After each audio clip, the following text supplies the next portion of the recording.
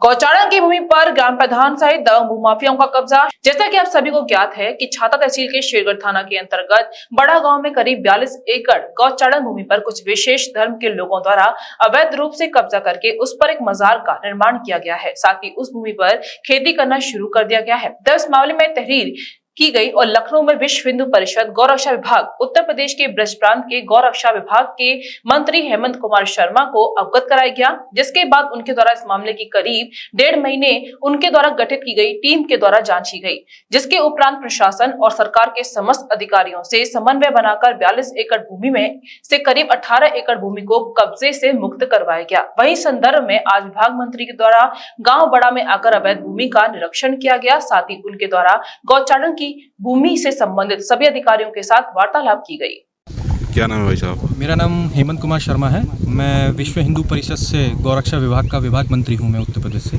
अच्छा, आप जो यहाँ बड़ा गांव में आए हो और गौचारण की भूमि पे आपने निरीक्षण किया है, तो क्या कहना चाहेंगे आप इस बारे में? मैं इसमें आपको ये कहना चाहता हूँ कि हमारे विश्व हिंदू परिषद गौरक्षा विभाग के जो कुछ हमारे आयाम हैं, जिसमें हमारा गौ संवर्धन से लेकर गौचारण भूमि खाली कराना, गौ तस्करी रोकना, इसी तरह के कई आयाम हमारे चलते हैं। तो उसी आयाम के अंतर्गत हमारे पास करीब 1-1.25 महीने पहले मेरे पास, मैं लखनऊ में सिटिंग करता हूँ, तो लखनऊ के अंदर में मेरे को ये मामला मेरे संज्ञान में आया था कि मेरे मथुरा जनपद का है, जिसमें छाता तहसील पड़ती है, वहाँ पे ये बड़ाया गांव है।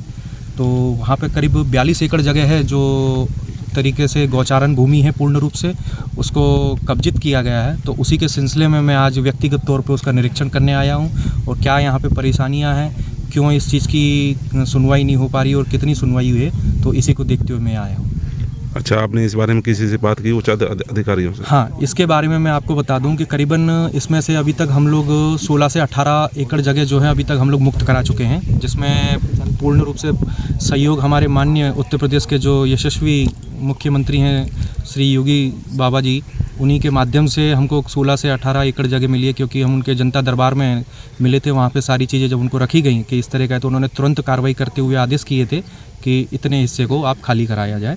और जो हिस्सा यहाँ पे कब्जित किया गया है उसमें कुछ विशेष समुदाय के द्वारा गेहूं की खेती की जा रही है, और साथ में आप देख सकते हैं, अगर आप चाहें तो आप दिखा सकते हैं, यहाँ पे मजार का भी निर्माण किया गया है। तो हमारा ये कहना है कि गौचारण भूमि पर ये इस तरीके से धार्मिक चीज़ों को क्यों बनाया गया है।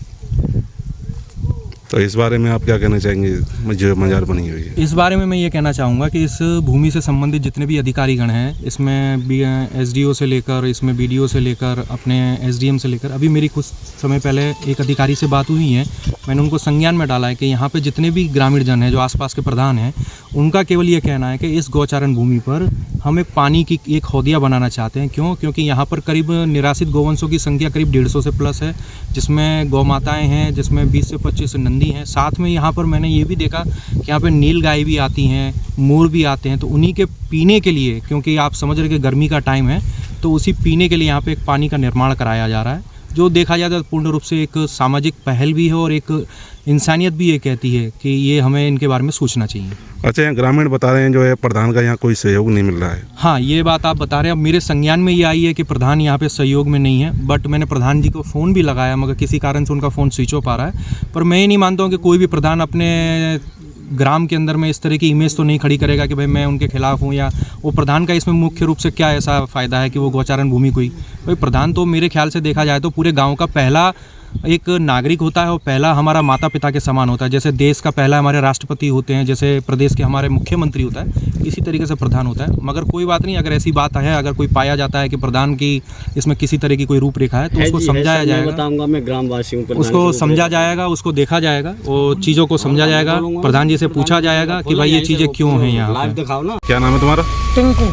अच्छा, ये जो गौचारण भूमि की कब्जा मुक्त की जो आप लड़ाई लड़ रहे हो, तो इसमें कितनी सफलता हाथ लगी आप? इसमें एक 23/8 सन 2022 से और 17/3 और सन 2023 को यह अवैध कब्जा हटाया गया भूमाफिया और दबंगों से।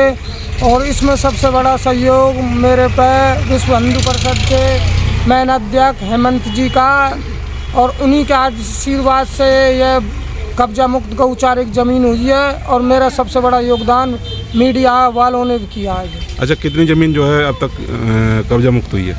अभी कब्जा 18 से 20 एकड़ ज़मीन कब्जा हुई है और 22 एकड़ ज़मीन पर अभी कब्जा है।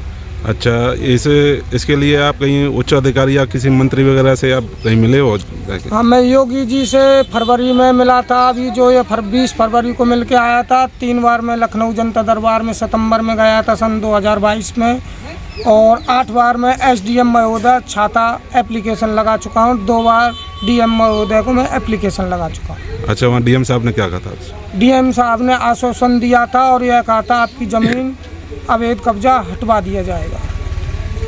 अच्छा, योगी जी ने क्या कहा था आपसे? योगी जी ने आश्वासन दिया था आप अपने गांव में पहुँचें और आपका साथ नहीं, आपको कोई हानि पहुंचा सकता, और आप धर्म की लड़ाई लड़ रहे हो, आपकी जितनी भूमि है जल्दी उससे अवैध कब्जा हटवाया जाए।